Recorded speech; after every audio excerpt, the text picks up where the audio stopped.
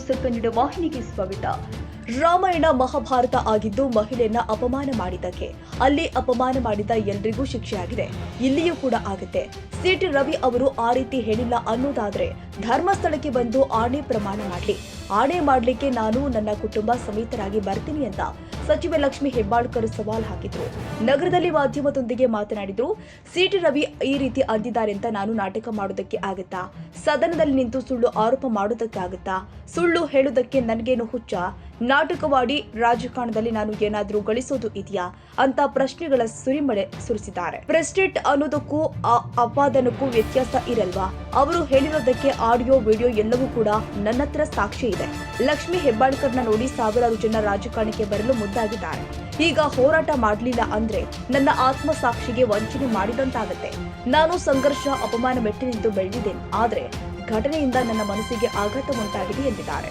City Ravi accident ಮಾಡಿರುವ video ನನ್ನ ಬಳಿ ಇದೆ. ಆದ್ರೆ ನಾನು ಕೊಲೆಗಾರ ಅಂದಿಲ್ಲ ಅಂತ ಹೇಳ್ತಾ ಇಲ್ಲ. ಅವರ ಹಾಗೆ ನನಗೆ ಚಪಲನ ಪ್ರತಿಯೊಂದಕ್ಕೂ ಎದ್ದು ನಿಂತು ಮಾತನಾಡೋದಕ್ಕೆ ನಾನು ಗಾಂಧಿ ಹಾಕಿಕೊಟ್ಟಂತಹ ಮಾರ್ಗದಲ್ಲಿ ನಡೀತಾ ಇರೋದು, ಗೊಡ್ಡು ಮಾರ್ಗದಲ್ಲಿ ನಡೆಯುವಂತವರಲ್ಲ ಎಂದು ಟಾಂಗ್ ಕೊಟ್ಟಿದ್ದಾರೆ. ನಾನು ದೇವರ ಮೇಲೆ ಭಕ್ತಿಯನ್ನು ಇಟ್ಕೊಂಡಂಥವ್ರು. ದೇಶದ ಎಲ್ಲ ದೇವಾನುದೇವತೆಗಳನ್ನು ನಾನು ನಂಬಿದಂಥವ್ರು. ಅವ್ರು ಬಹಳಷ್ಟು ಹೇಳ್ತಾ ಇದ್ದಾರಲ್ಲ, ನಾನು ಅಂದೆಲ್ಲ ಅಂತ ಹೇಳಿ. ಕಾನೂನು ಒಂದು ಕಡೆ, ಕಾನೂನು ತನ್ನ ಪ್ರಕ್ರಿಯೆ ಮಾಡುತ್ತೆ. ಏನು ವೈಭವೀಕರಣ ಮಾಡ್ಕೊಳ್ತಾ ಇದ್ದಾರಲ್ಲ, ನಾನು ಇಷ್ಟೇ ಅವ್ರಿಗೆ ಹೇಳ್ತಾ ಇದ್ದೀನಿ, ಇದು ಸವಾಲು ಅಲ್ಲ, ಅಥವಾ ಅವರಿಂದ ನಾನು ಜವಾಬನ್ನು ಬಯಸಲ್ಲ.